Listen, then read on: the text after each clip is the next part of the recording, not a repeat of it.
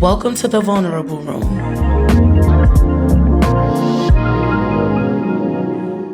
Hey everybody, and welcome back to the Vulnerable Room. I am your host, Darnique, and this is a space where we drop the facade, have honest convos, and figure life out in real time. If this is your first time here, welcome. And if you've been here before, welcome back, roomies.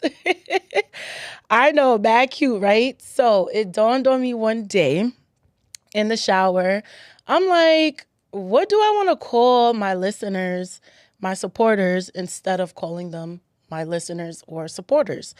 And you know how Beyonce has the beehive? It just dropped in my spirit. I'm like, I'm going to call you roomies. If this is the vulnerable room, then we're all sharing this safe space. We're sitting together, unpacking life and being honest and growing in real time. So yeah, I felt like roomies were perfect. So let's check in. We haven't done this in a minute. Before we dive into today's topic, I just want to just catch up. Let's have some tea time. So this episode will be layered and reflective and cultural. So wherever you are listening from, in the car, at work, or at home, in the shower, take a breath. You're safe right here. So how are we really doing? Not the quick answer, not the, oh, I'm good, the honest one. How are you really doing? I'll share with you guys. It's been a rough 2 weeks, I would say. Just recently, how I opened the season in regards to my job search. I had an interview. The first interview was December 31st. Then the second one was on my mom and my sister's birthday, which was January 21st. And that was the second interview. The third round, I actually came on site, and that was on January 22nd. So 3 rounds, right? You know how back in the day, if you had a 3-round interview, you got it in the bag. Baby, that is not what happened, unfortunately. So I went on an interview. I did great. I know I did great. I think I'm pretty good with interviewing. And yeah, they told me they was going to get back to me in a week. So I was like, all right, fine, cool, no problem. Snowstorm came. I was like, you know what? Let me give grace, and maybe they'll reach out to me, a little bit later than the 1 week mark.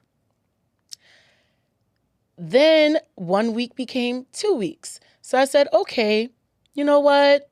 I did the right thing. After the interview, I sent an email, a thank you email, that's standard. But I was like, you know what? Let me reach out and circle back with the hiring manager. I did just that, and I didn't hear anything. This was on last week, Tuesday. Yeah, last week, Tuesday. Wednesday comes, I come home from the gym, I'm in the shower. Something tells me to check the portal. I go and I check the portal. The status went from, because before it said interviewing with hiring manager. So it went from that to check back for other opportunities. Yes, you heard correctly. Check back for other opportunities. So not only did the hiring manager didn't have the decency to reach back out to me, and maybe we could have touched base in regards to what went left, maybe, but it was so weird. And I didn't get an email until later on that evening from the organization. I won't say no names because I don't need no lawsuit, please. I received the proper email, the standard email, like, oh, we're going to pursue other candidates and blah, blah, blah. So I was just an emotional wreck because I'm like, how did we even get here? God, how did we even get here? Like, please, 3-round interview, didn't get the job, but you know what? What's for me will not pass me by. And in that moment, it's okay. I was angry. I was crying. I was upset. I was downing myself. I was going through the whole motions. I was going through every motion you could think of. And I just know, like, eventually this, like I said before, and this is all in real time, and I said I was going to be like this in season 5. Um, it's okay to not be okay. Today I was feeling blah, but talking to my best friend this morning, hey Shy, talking to my best friend this morning really put me in a great mood. It had put the battery in my back because I did not feel like recording today. But we're here.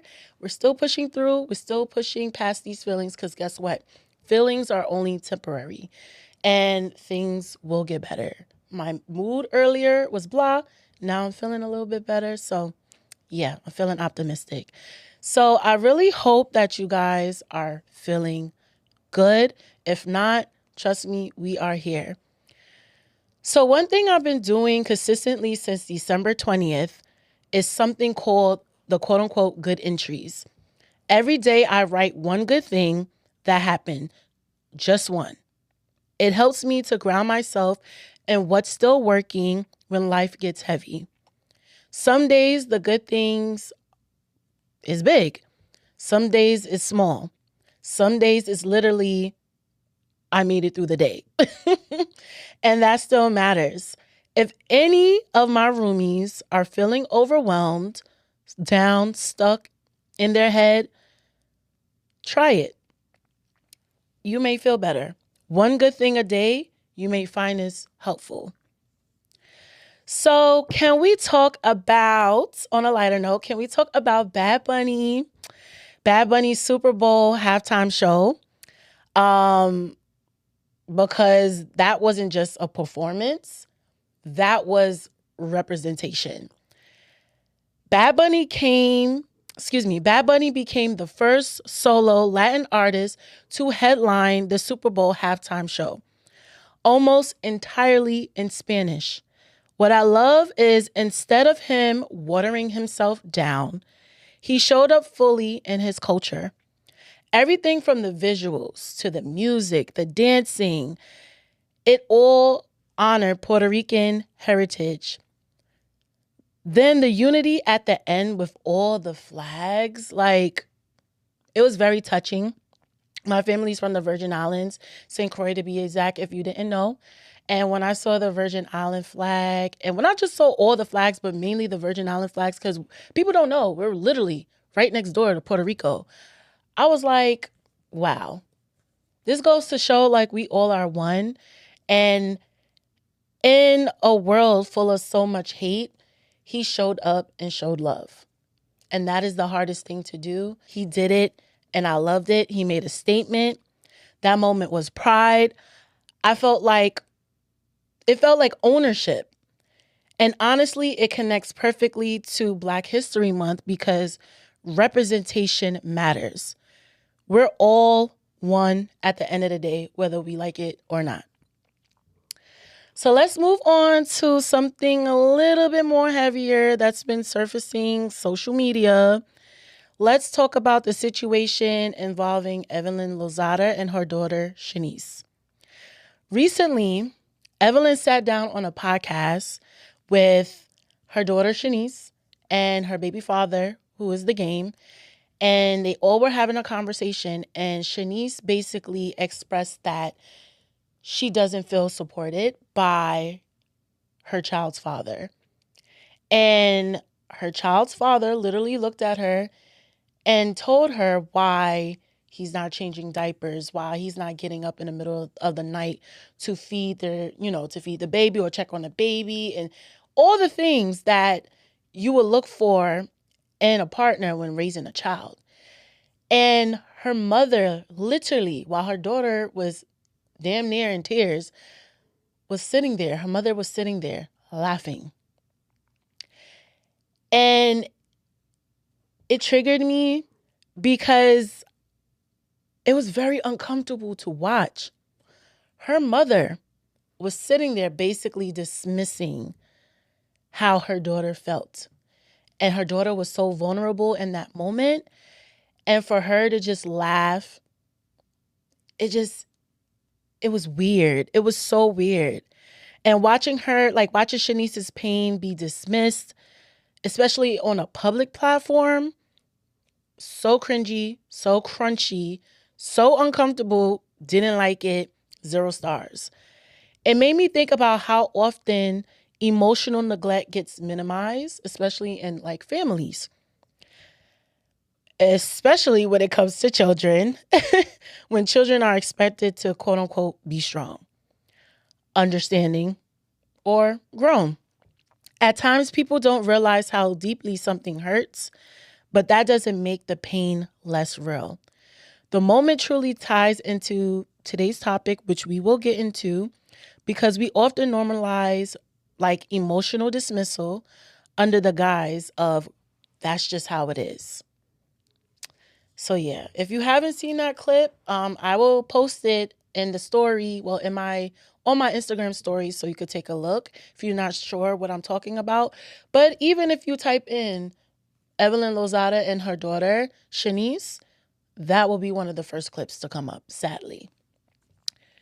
So now, with Valentine's Day coming up, or by the time you watch this, Valentine's Day may have passed, I just want to acknowledge that love looks different for everyone right now. Wherever you are with it, I'm holding space for you. I love seeing all the love on my timeline, whether if it's with couples or for Valentine's Day. It's very cutesy. I'm loving it. It's, because some people don't have a significant other. So when you lean on like, your village, your girls, y'all all get together and just celebrate love, I'm loving all of it. Um, and of course, it's Black History Month, which isn't just about what we survived, but what we're unlearning, redefining, choosing differently, and the major contributions our culture has given to this world. So, shout out to all the melanin in the room, okay? Shout out to everybody, all of our ancestors, all the public figures, the historical figures that came before us and paved the way. We would not be here without you guys. So I just want to say happy Black History Month to everyone. Black History Month is every single day. It's not just 1 month out of the year, but nonetheless, happy Black History Month to all. So, all right, roomies, before we move forward, it's time for the room supports. And I just want to basically introduce this new segment. This segment is for anybody who I would like to support in the vulnerable room, someone that I would like to shout out, whether if it's for an accomplishment, a business, things of that nature, just like how last episode I shouted out Butter Baby. So this episode, I'm going to shout out my girl, Destiny. She was on the podcast last season. I think it was episode 2, from Broken to Boss. She is the host of the Broken to Boss podcast. Some of you may know her as Des. And instantly from the moment I came across her page, like I mentioned before, so authentic, so warm, so real. I just want to shout her out because my girl came out with a journal, baby. Congratulations, Des. I am so proud of you. This book could not have come at a better time because in this season, I said to myself, you know what? I need to write more. Hence, what I mentioned before, the good entries. But this book will hold me accountable. And she also have a 12-week program that's associated with the journal. So if you're interested, I'm doing it. I'm a part of the community. But if you're interested in the program, reach out to Destiny. I will be sure to tag her. But Destiny, nonetheless, congratulations on this huge accomplishment. It is not little, girl, and it's not overlooked, oversighted, nothing of that sort. I am proud of you because it takes a lot to put something like this together. The 12-week program basically is for, you know, getting back to self, writing more. If you're on a spiritual journey, a mental journey, physical journey, all the things, this is a space for you. So, Destiny, big up yourself. So now moving on to book reviews. So I want to review 4 books written by three Black authors, of course, because it's Black History Month. The first book is My Sister, the Serial Killer. The second book is The Baddest. Third book is Real. And the fourth book is called Can't Get Enough. My Sister, the Serial Killer by Oyinkan Brathwaite. I hope I'm saying her name right. If not, I apologize. This book explores family loyalty, moral boundaries. It asks the question, how far would you go for someone you love and at what cost? It highlights how Black women are often expected to be fixers, absorbers, silencers of chaos for the sake of family unity. The ending was a little underwhelming. I wish there was more like character depth. So I would rate this book a six out of 10. The next book is entitled, I had to bring it in because the other books I read by audio, or listened to by audio. So this book right here, The Baddest by Trina. I was gifted this book last year for my birthday because that's all I wanted was books. Like, yeah, that's it. And I finally got around to reading the book. I think it was in November. And Trina's memoir is about confidence, survival, and owning who you are in an industry that tries to box women in. I felt like I had a front row seat to her life, the highs, the lows, the hustle. She was open about everything. Her journey, her relationships, dealing with grief, being a proud Caribbean, and how intentional she was with every move in her career. I felt so connected to her vulnerability. The photos in the book was the cherry on top of the cake, baby. Yeah. Like, come on. Like, for real? My girl gave us a photo album. So it gave us a visual of like maybe outfits she was talking about, like her looks for red carpets or maybe an iconic picture. Whatever the case may be, this memoir was a 10 out of 10 and I will read it again. It definitely motivated me. So shout out to you, Katrina Taylor, because this was a good book. The next book, Real. I understand the hype. This book had me tearing and smiling at the same time. The story is packed with love, triumph, romance, real life moments, family dynamics, and the kind of partner support and unconditional love that truly matters. Kennedy really embodied all of it so beautifully. Cannon, one of the main characters, Cannon, is that man. Is that man. The sequel Score comes out in May, and best believe is already pre-ordered, and it will be signed by my girl Kennedy Ryan. So I'm so excited to see what happens next. So I will rate this book obviously a 10 out of 10. And the last book, Can't Get Enough by Kennedy Ryan as well. This book completes the Skyland series, and it's safe to say Kennedy Ryan has me in the chokehold for real. Like, she's one of my top authors, one of my faves, actually. I loved Hendrix's love story. So much heart, and it felt so warm. It was filled with so much romance. And Maverick, who is one of the main characters, he was intentional, attentive, and studied Hendrix effortlessly. The only con was like the ending got too business focused for me without saying too much because I don't want to give any spoilers. But overall, it was a nice wrap up to the series. So I will rate this book a 8.5 out of 10. So let's dive into today's topic now that we've checked in and we caught up and set the tone. I want to shift gears a little. Black history is more than a month. It's resistance, it's brilliance, it's innovation.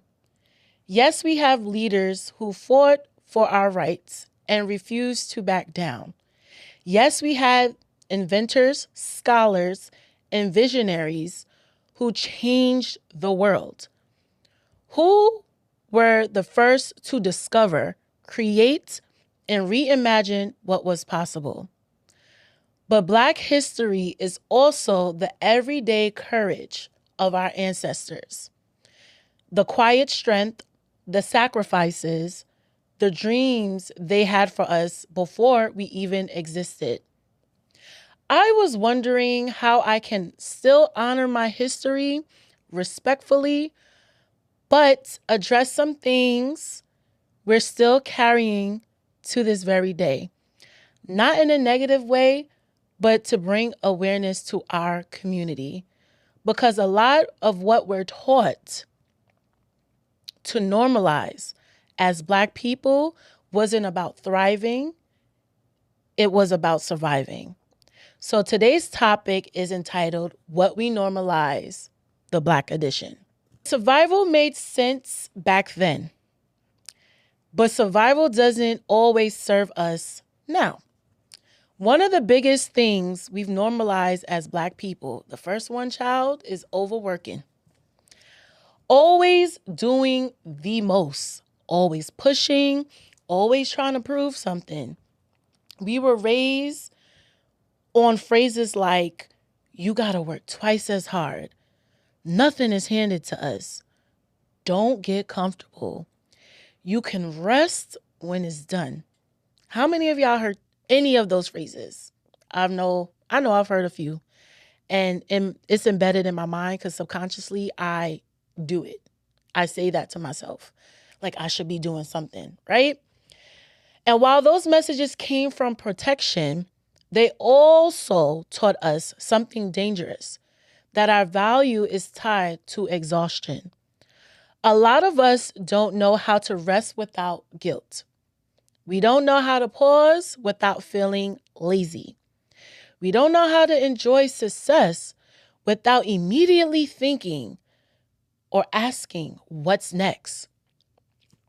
Even when something good happens, we brace ourselves. And I want to ask you, roomies, when was the last time like you really allowed yourself to just be proud without minimizing it? When was the last time you was able to like really take in the moment and to be proud of your accomplishment? Because rest isn't laziness, rest is maintenance. And burnout is not a badge of honor. We deserve ease, not just survival. Number 2, another thing we were taught to normalize is emotional suppression.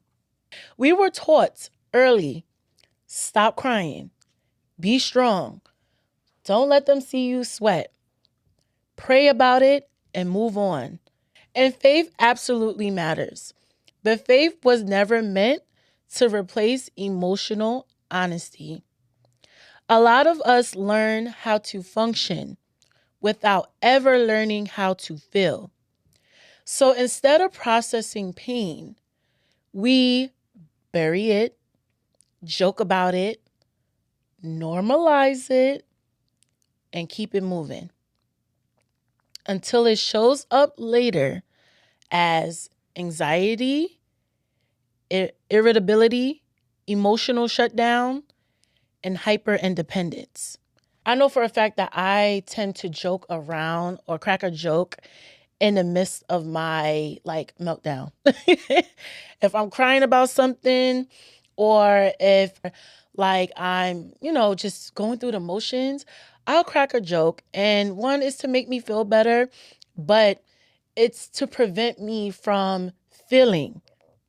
Excuse me. And I realized that in therapy, it prevented me from feeling any further than what I was feeling already. So I don't know how many of us, do that.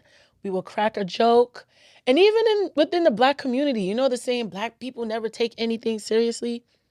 We don't, because that is the way that is the way we coped with a lot of things. We always try to see the silver lining, which isn't bad, but it just became a way for us to just suppress our feelings and get over what we're feeling in real time. Strength became silence, and silence became survival. But unexpressed emotions don't disappear, they get stored. You ever heard of the snowball effect? Okay. And at some point, your body will ask for what your mouth never said. So the snowball effect, like you suppress everything how you feel until you get to a buildup and you just explode. That is not healthy at all. So you gotta be able to feel. We're humans. We have to be able to feel. 3, let's talk about loyalty, because we were taught that loyalty means staying no matter what, explaining bad behavior, making excuses for people, enduring disrespect, or keeping it in the family. We were taught that walking away is betrayal, that boundaries mean you're cold, that protecting yourself is selfish. So we stay in unhealthy relationships like friendships, family dynamics, or someone you're dating, or in workplaces, long after the relationship has shown us who it is, who they are, all the things, right? To make us say, got a blast. But here's the truth. Loyalty without boundaries becomes self-abandonment.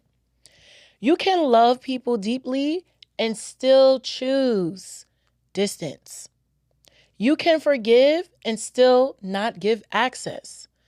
You can honor history without repeating harm. Choosing yourself is not disloyal, it's necessary. So I think I talked about this before on the podcast, but just real briefly, some of you may know I have 3 sisters, including me, it's 4. And some people think I only have one sister. Yes, if you're today's years old when you found out, yes, I have 3 sisters. I have 2 older and 1 younger.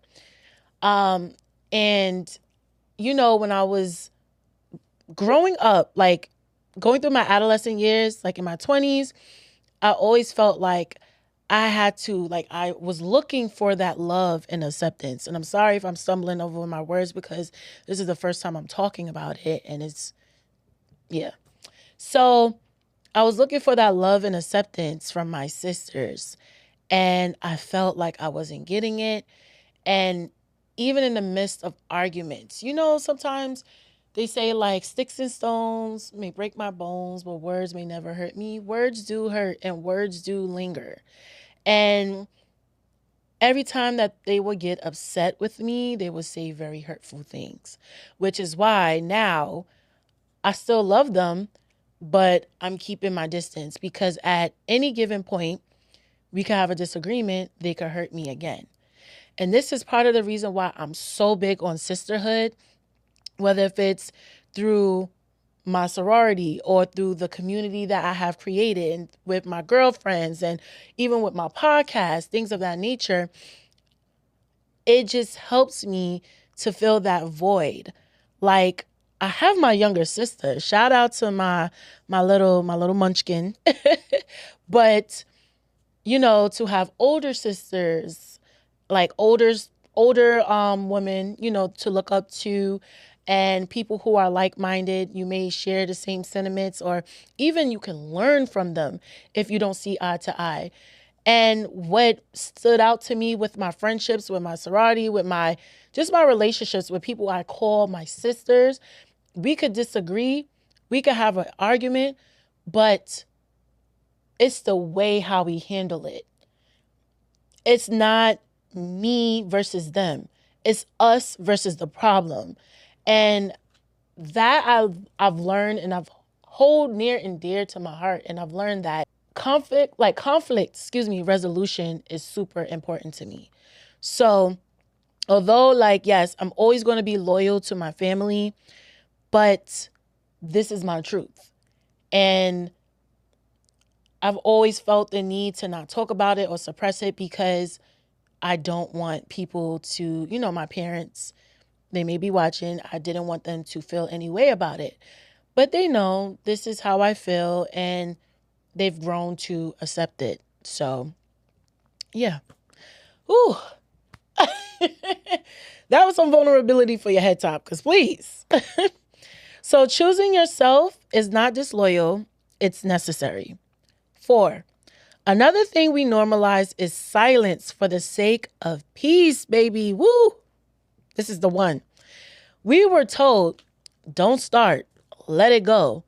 You know how they are. Just keep the peace. Don't make it a thing. But peace that requires your silence isn't peace. It's avoidance, ladies and gentlemen. It's avoidance. And avoidance doesn't heal anything. It just delays the explosion.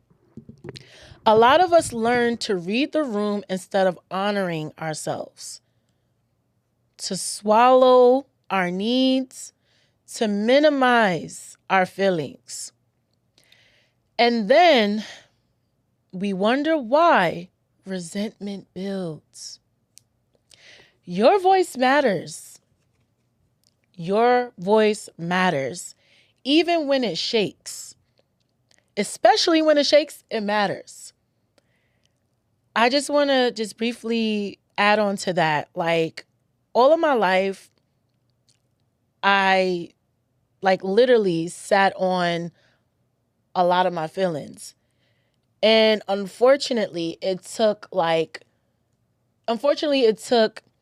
my last relationship to, yes, pick and choose my battles, but I'm not going to sit with my chest tight because I'm stressed, I'm annoyed, I'm upset, all the things.